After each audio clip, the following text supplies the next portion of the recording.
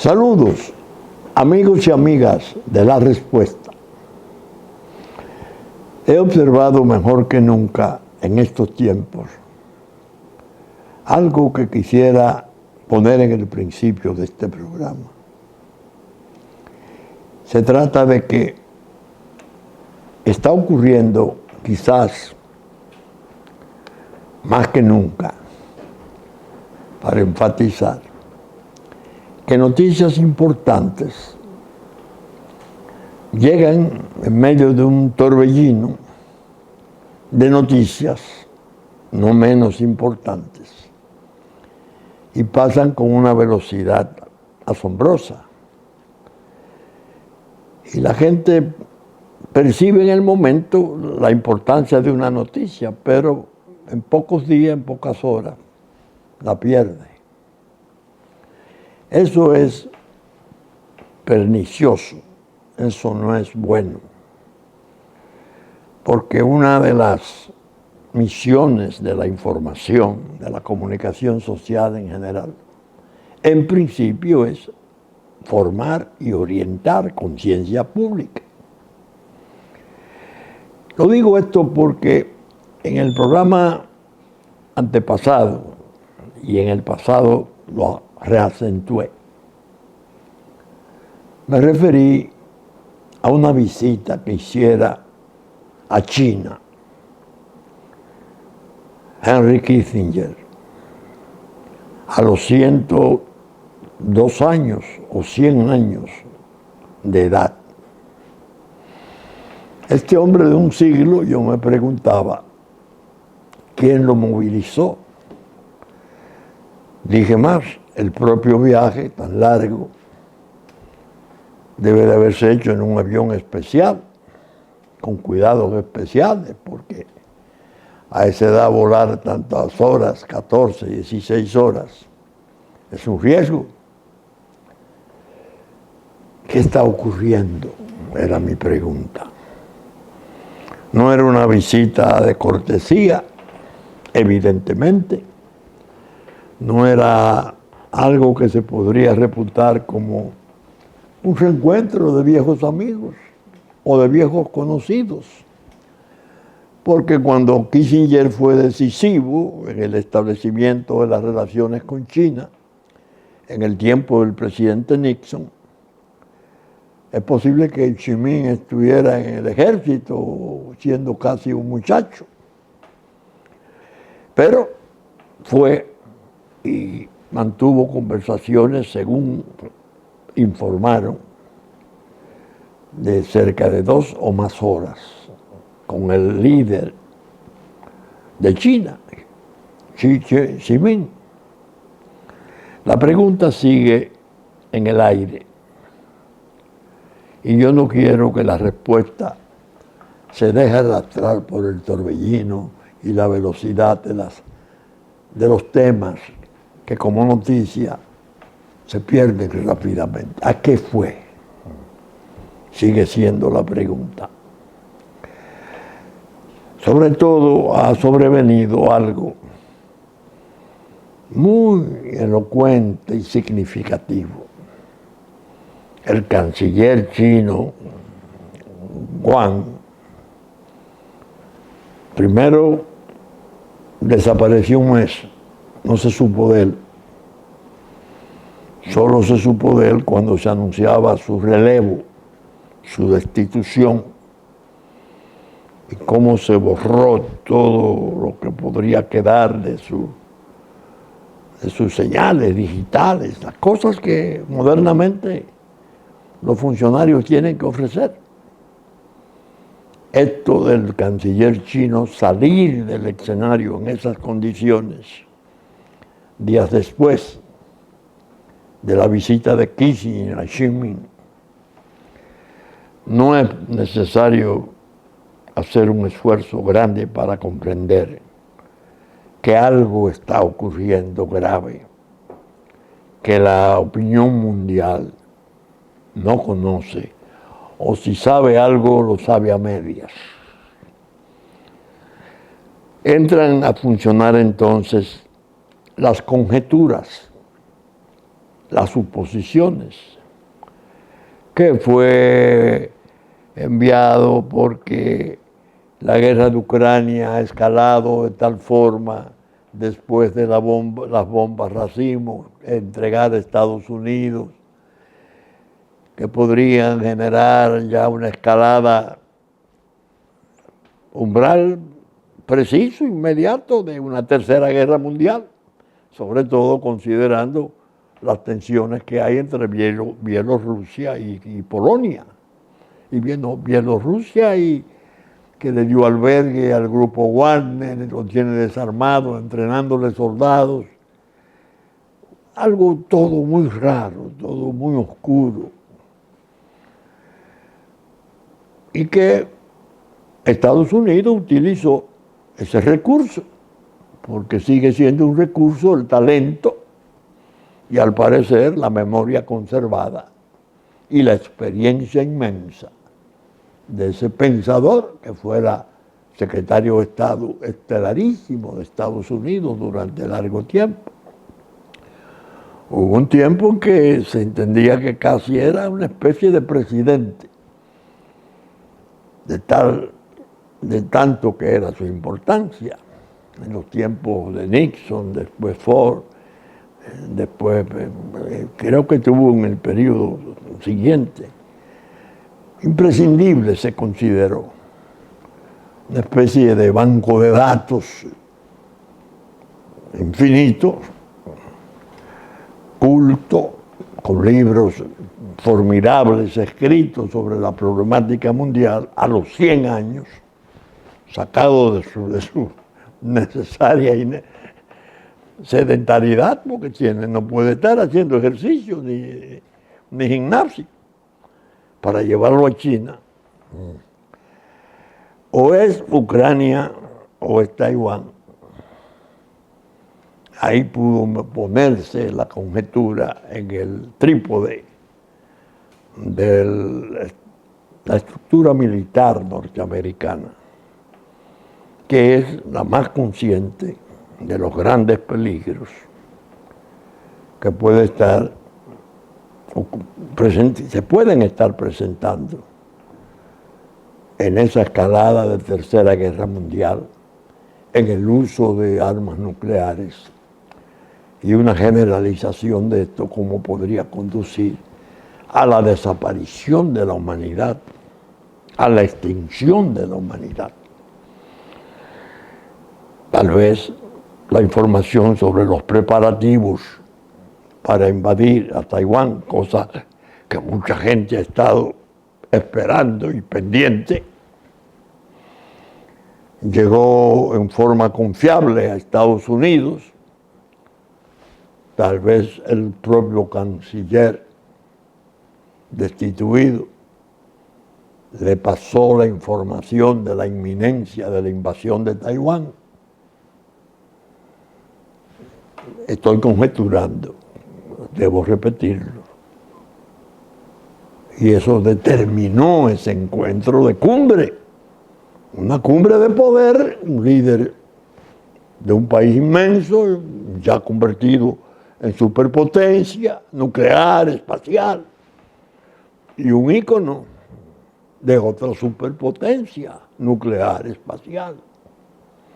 Lo cierto es que pasaron y no pasaron. Están presentes y en curso. La pregunta de qué pasó allí se escurrió, se fue de la curiosidad pública. Es más, la impresión que tengo es que mucha gente ni percibió la información, no le puso caso. Xi Jinping, claro está, sigue siendo pieza clave, tanto para la guerra como para la paz. Ahí ya está la dicotomía. Guerra posible en Taiwán, paz en Ucrania. Digo, son escenarios sumamente complejos y peligrosos. manejados en esos niveles, tranquiliza. No hay duda alguna. Sin embargo, siguen creciendo los trastornos en Estados Unidos. Hay mucha gente que comete el error de decir, ¿y por qué usted está tan pendiente de lo que ocurre en Estados Unidos? De su política, de sus actitudes, de sus guerras, de sus personajes. Claro, la respuesta es obvia. Es una superpotencia, nosotros estamos geográficamente situados en su vientre.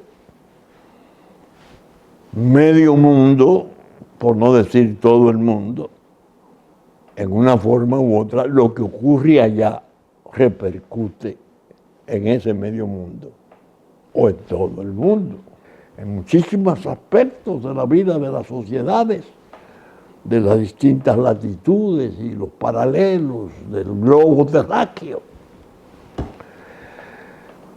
Sigue siendo lamentable lo que está ocurriendo, muy lamentable. Viene desde el 20, se viene arrastrando desde los trastornos electorales del 20. Ya sabemos, lo hemos mencionado muchas veces, lo hemos lamentado muchas veces, todo lo que se derivó, el asalto al Capitolio, las barricadas en el Capitolio, las trincheras, bueno, todo eso que pasó y no pasó porque está bien presente y activo. Es un tipo de fenómeno de descomposición. Y se podría decir, dada la importancia de Estados Unidos, de fenómeno de decadencia, porque siempre ha sido excepcionalmente organizado, una especie de ejemplo para el mundo, en su democracia. Verla ahora en gran medida cualquierizada, es decir, sometimientos judiciales interminables contra Donald Trump. Bueno, un peleador, algunos llegan a decir, él se formó siendo un peleador callejero, ha estado en justicia toda la vida, pero tiene 80 millones de seguidores, gente que votó por él y que ahora están dando demostraciones a donde quiera que va de fervor y de seguimiento. Juicio por lo del Congreso, juicio por la cuestión fiscal. Bueno, ya no encuentran qué otras infracciones imputarle. Trump, como expresé, su segunda naturaleza ha sido la de un litigante. La va llevando. Cada vez que le abren un proceso sube el nivel de su apreciación popular. Algunos dicen, le están haciendo la campaña, porque hay un descontento en una parte importantísima del pueblo norteamericano con lo que ocurriera en el 20 y con lo que ha sucedido después, que es la parte más penosa, yo diría casi a punto de ser trágica. Estuve leyendo la prensa, me decía uno de mis nietos que Hunter, el hijo de Biden, el presidente de Estados Unidos, que había hecho un trato de favor, un trato complaciente con la fiscalía, declarándose culpable para unas infracciones que le imputaban de porte y tenencia de armas de fuego, menores infracciones. De repente aparece una juez y dicta un fallo, dejando sin efecto ese acuerdo. Pero lo que más me impresiona es que él me dice, no fue que lo dejó sin efecto pura y simplemente, sino que lo motivó. Y dijo que en el fondo no se trataba de ningún tipo de acuerdo honorable, de culpabilidad, sino que era una especie de estratagema para evitar congelar las investigaciones sobre hechos mayores, más graves, que están siendo objeto de atención en el Congreso. Eso parece que ha generado una reactivación de la investigación congresional. El senador McCarthy dio unas declaraciones el martes que a mí me estremecieron. Voy a depositar mañana, miércoles, las pruebas irrefutables de soborno. Ya no de hechos de Hunter, el hijo de Biden, el presidente, sino en una imputación directa al presidente. La información indica que están preparando los grupos para crear la mayoría necesaria en la Cámara de Representantes para la acusación, porque hay un impeachment contra el presidente. Un impeachment montado sobre esos hechos que habría de ser ventilado por televisión. Hay que imaginarse la devastación que algo así, ventilarlo tan solo, puede producir. Yo recuerdo el impeachment de Clinton, los franceses llegaron a decir, bueno, pero finalmente la muchachita era bonita y qué sé yo cuándo, una vaciedad. Esto no, están hablando de trato con potencias extranjeras, dinero, sumas, hablan de 10 millones de dólares. Ya el hijo había dejado una computadora arreglando, apareció la computadora, FBI la tuvo durante la campaña, no dio datos, ahora ocurre que el Congreso la ha pedido, creo que ya la tiene, porque se exponía el FBI si se negaba a que el Congreso reaccionara de mala forma. En definitiva, una especie de desorden en esos niveles, en esas instancias. Óigame, para el mundo es mala noticia, muy mala noticia. Hay gente, claro, de los litorales, de la izquierda tradicional, en China, en la propia Rusia debe ser lo mismo, que están fascinados porque están diciendo, se están cumpliendo nuestros pronósticos de que la decadencia del imperio norteamericano era indetenible. Mírenla ahí. Óigame. Nosotros que tenemos nuestros problemas muy graves, como nunca antes, problemas relativos a nuestra propia supervivencia, a la posible desaparición del Estado República Dominicana, óiganlo bien, debemos de poner atención de cuánto ocurre allá.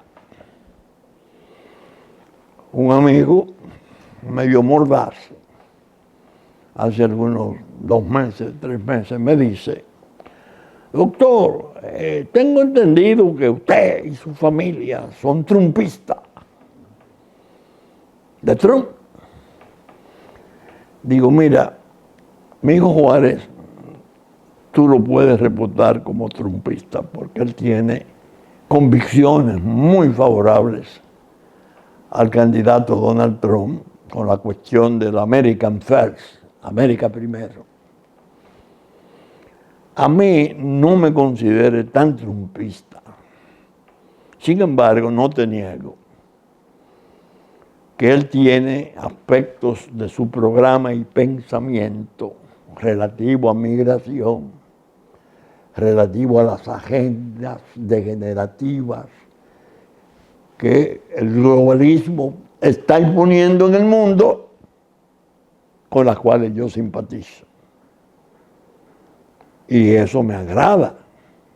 Y lamenté que se interrumpiera su presencia en el poder, porque el trastorno de migración de ellos es gravísimo. Él lo entiende de una manera muy diferente al presidente Biden y a los que están gobernando en la actualidad. La posición de él es más bien favorable. Hace límites, colinda con la nuestra. Él entiende mejor el problema dominicano que ningún otro candidato norteamericano. Por eso es lógico que yo tenga simpatía por sus posiciones, en la esperanza de que si llega, en aquel momento era así, si permanecía, nosotros nos favorecíamos, porque no íbamos a pasar este momento tan terrible en que se está consumando un crimen atroz contra nuestra supervivencia, contra nuestra independencia, propiamente la desaparición del Estado República Dominicana, que se está perpetrando abiertamente, y vamos a explicar algo sobre eso ahora. Es lógico que la otra corriente a mí me interesa. Sin embargo, ocurrió algo, y yo al amigo mordaz, medio sarcástico, le dije ahora, mira, estoy cambiando de filiación diríamos en sentido figurado, porque yo soy dominicano y no tengo nada que ver con la política norteamericana en el orden jurídico ni político, sino en el orden de la conveniencia, de los intereses de la República Dominicana. Casi me estoy metiendo a demócrata. ¿Cómo así? Y usted ha estado muy crítico con Hunter, el hijo de Biden, y ahora usted dice que posiblemente gire hacia los demócratas. Sí, porque apareció un candidato que a mí me simpatiza. Y me simpatiza por razones que tienen mucho que ver con mi dolor de hace muchos años. Cuando mataron a su tío John F. Kennedy, y luego cuando mataron a su padre Robert Kennedy, yo sentí mucho ambas muertes. A mí me llevó eso al alma. Yo vi yo recuerdo esos muchachos chiquitos, creo que eran 11 los de Robert, y los de John, que después pereció en un accidente haciendo el saludo cuando pasaba el féretro de John F. Kennedy. Aquella experiencia a mí me traumatizó, me dolió sobremanera. Pero ocurre que el que viene entre los hijos de Robert parece que es un carácter. Es un Kennedy. Se parece a su papá. Que su papá, siendo fiscal general, procurador, fue el hombre que retó a la mafia norteamericana, como nunca antes. Es más, se dijo y se sostuvo que ella tuvo mucho que ver con su muerte. La pelea estaba casada, pero fue el auxiliar esencial de su hermano en situaciones muy difíciles del mundo. La crisis de los misiles cubanos. Ellos dos y Khrushchev del otro lado pudieron encontrar una salida de paz en algo que pudo habernos puesto a una situación horrible. Entonces yo le digo, ese candidato viene del dolor, no de la maniobra política. A mí me gusta. tiene cuentas de sangre y sacrificio en su familia. Su padre, que iba a ser seguramente presidente de Estados Unidos, y su tío, que lo fue, siendo presidente, fue asesinado.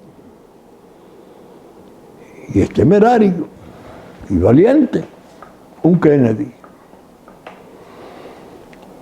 Su padre llega a decir, yo sé que puedo ser el tercer Kennedy muerto, pero que venga, los voy a investigar a todos. Dios mío.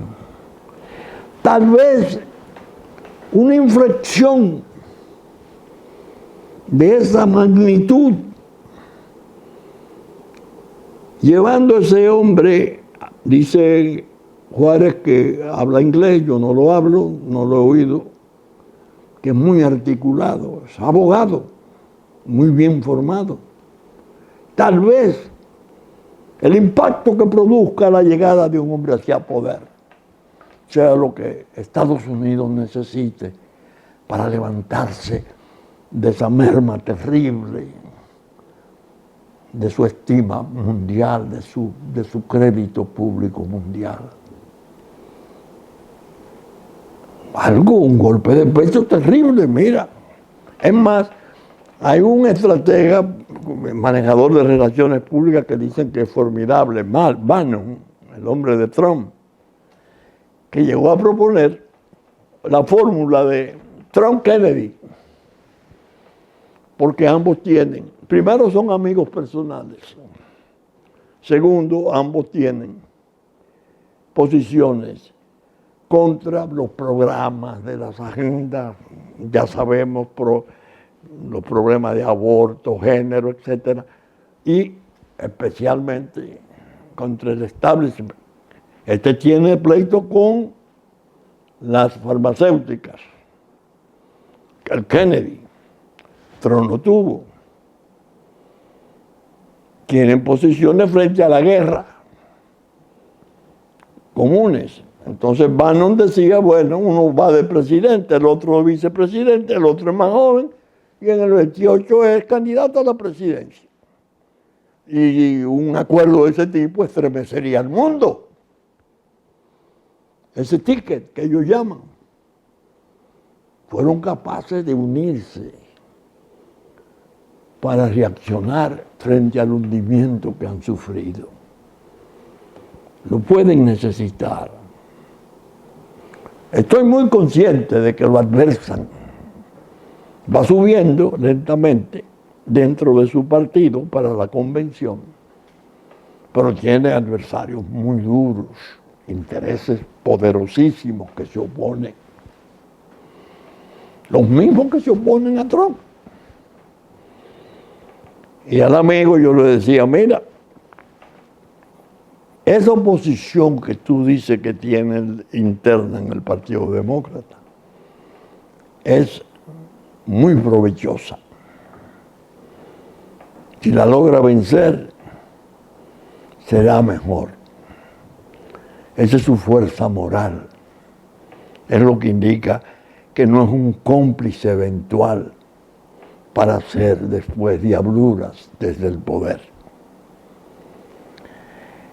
En el fondo, la respetabilidad de Estados Unidos está sufriendo mucho y se sienten corrientes de opinión mundial muy negativas, muchas veces justificadas.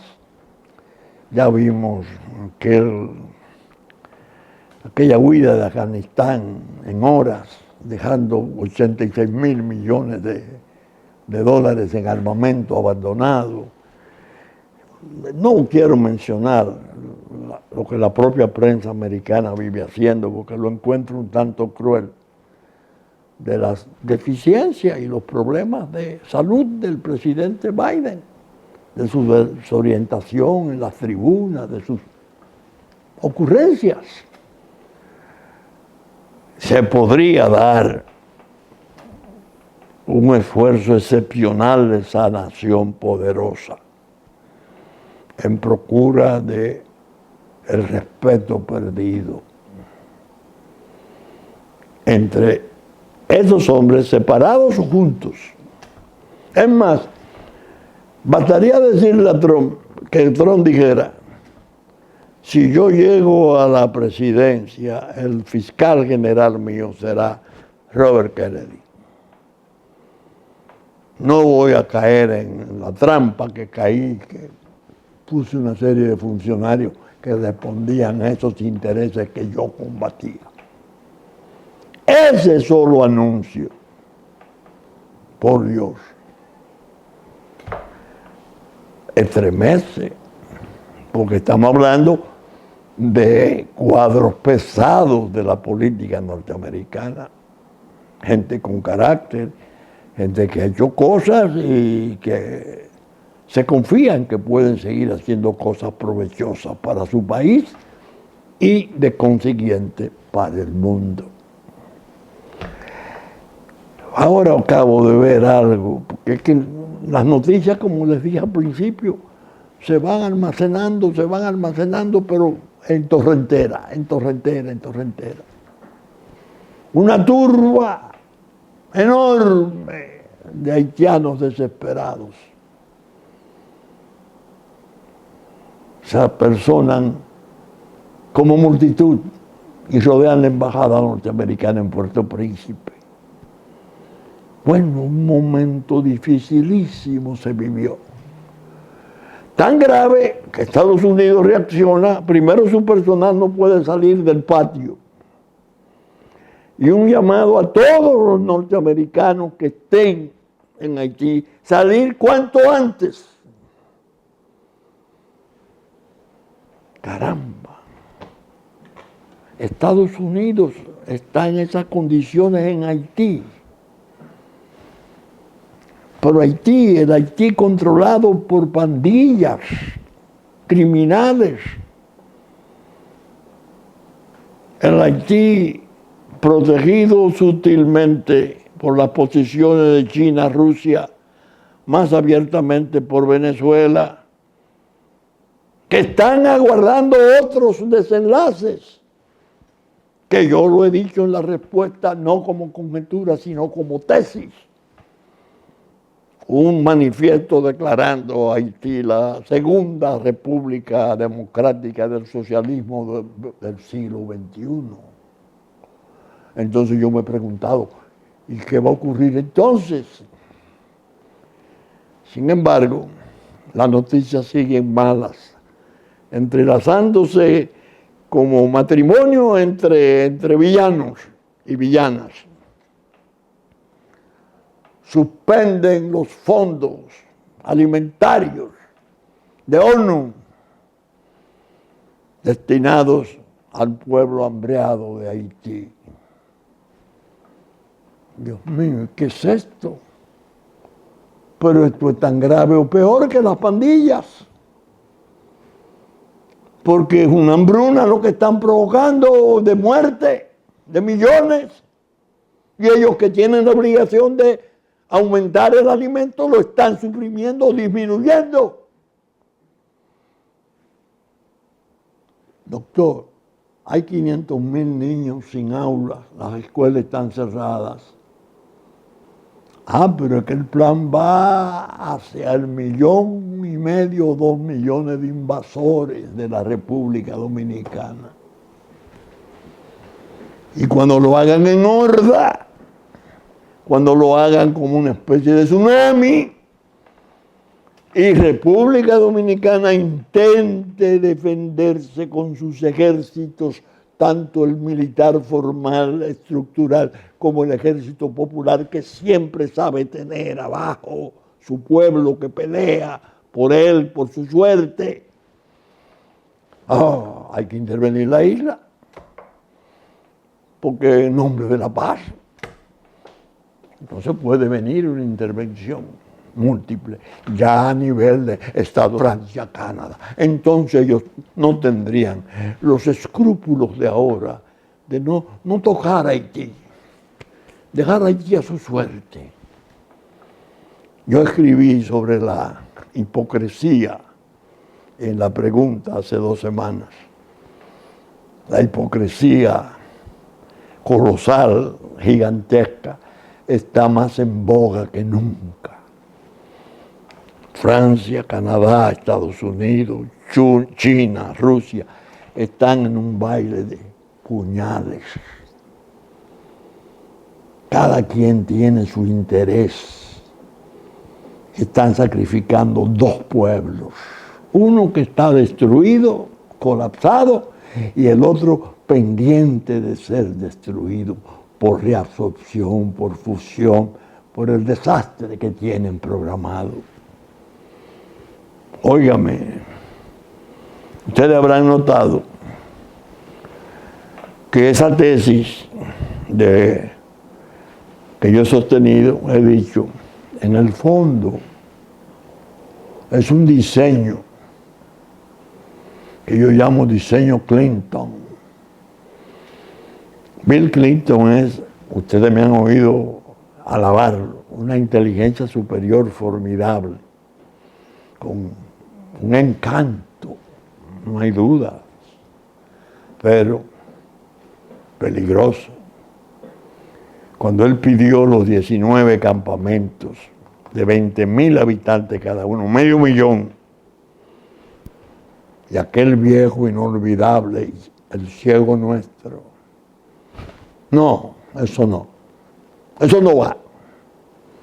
Eso es asilo territorial, impropio, impertinente, que lo hagan de aquel lado.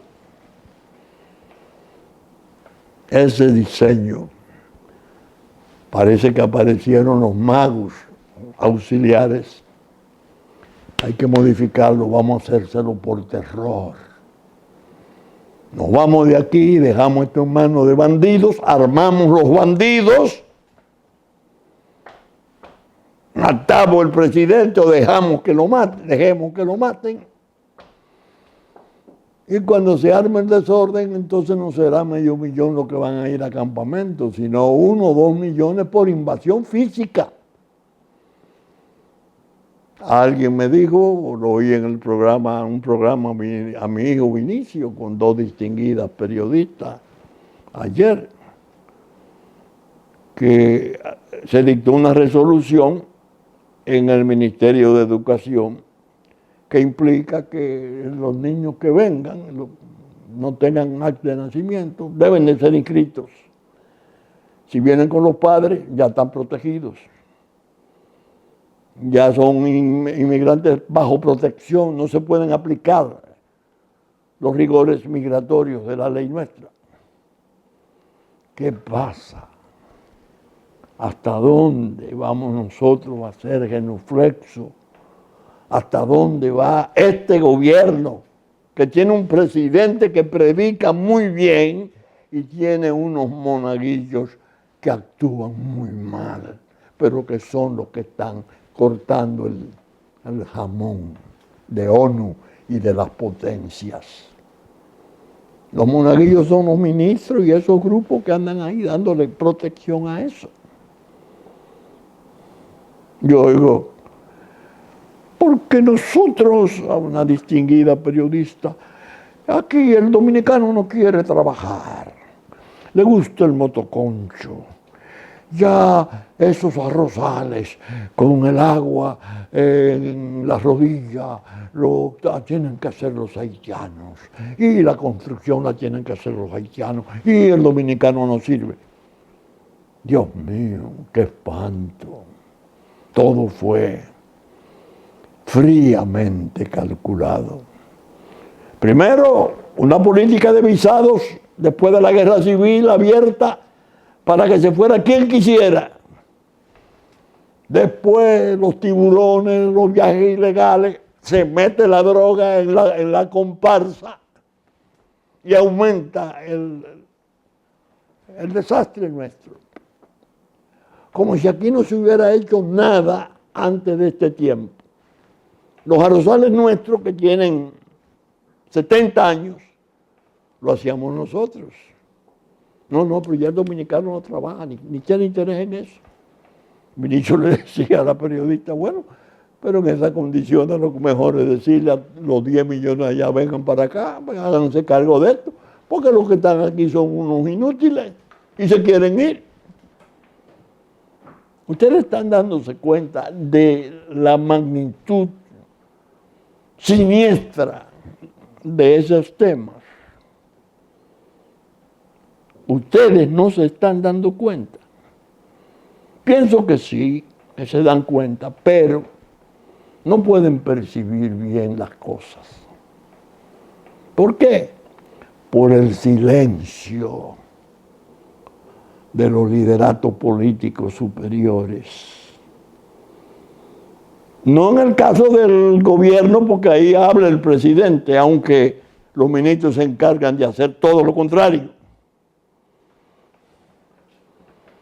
No, los líderes de oposición y los partidos mayores.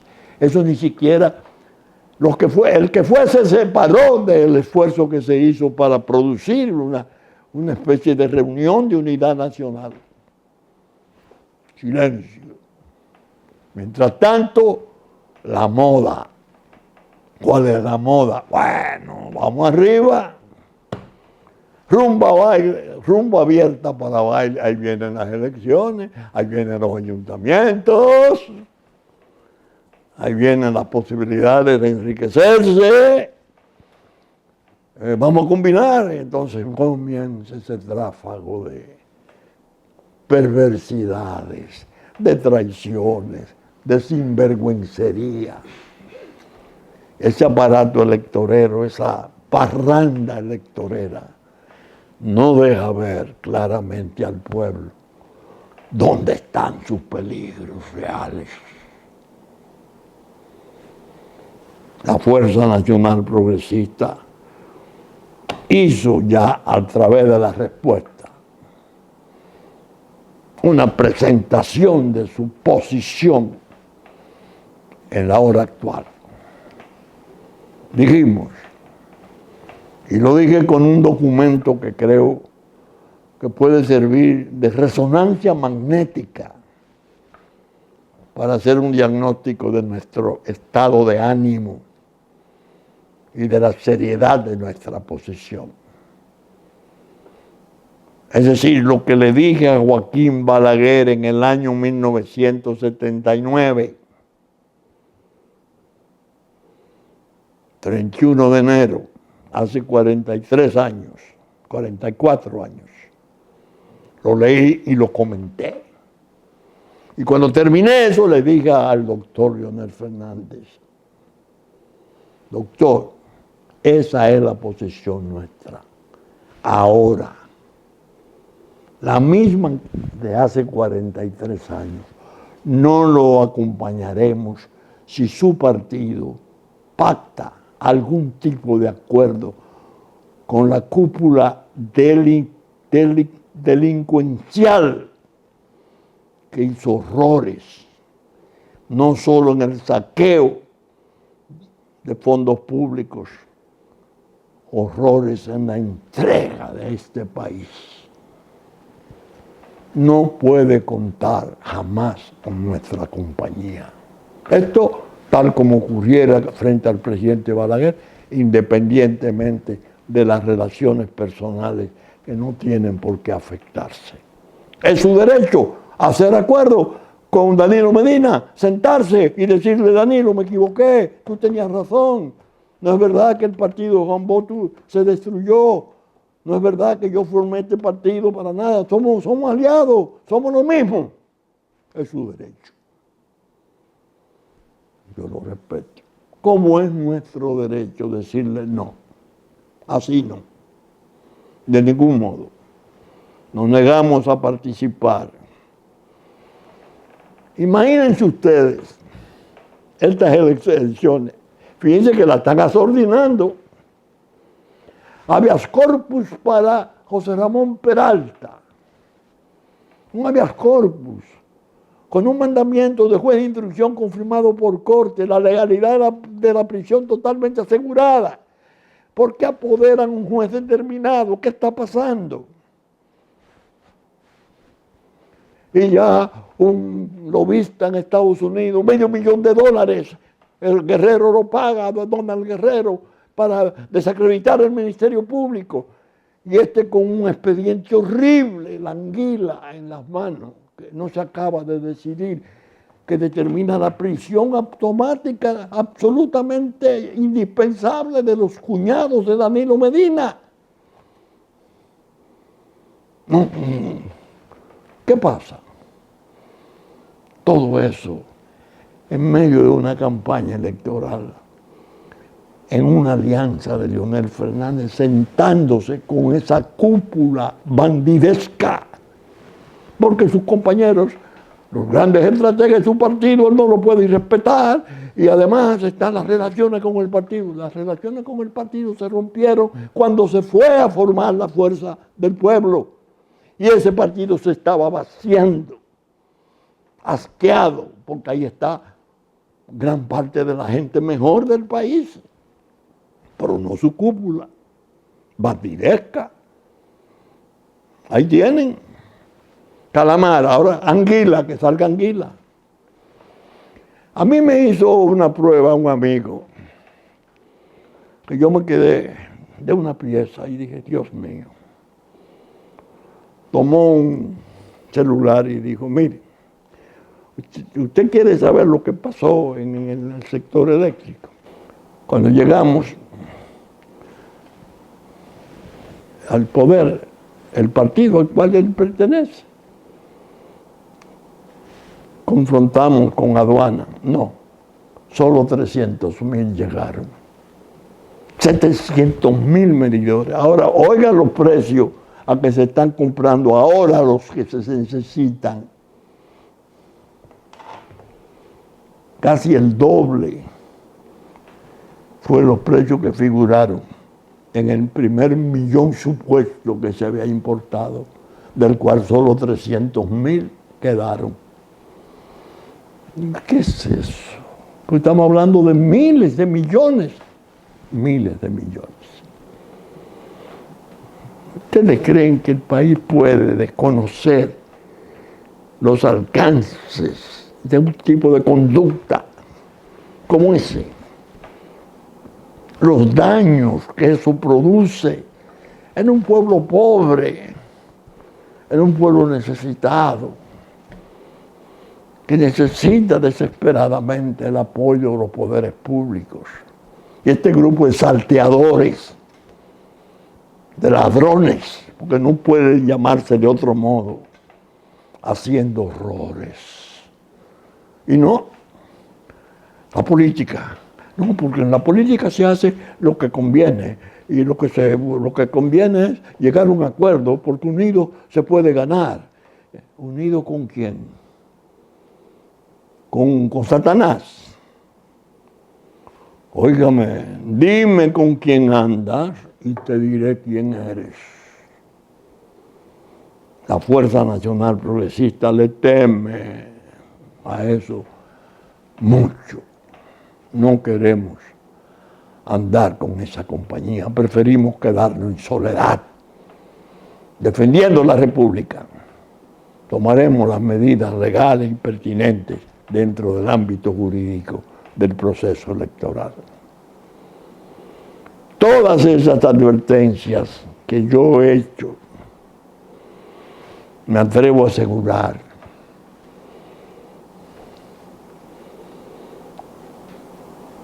el presente no me ha desmentido. No, se han confirmado. Por eso las reitero,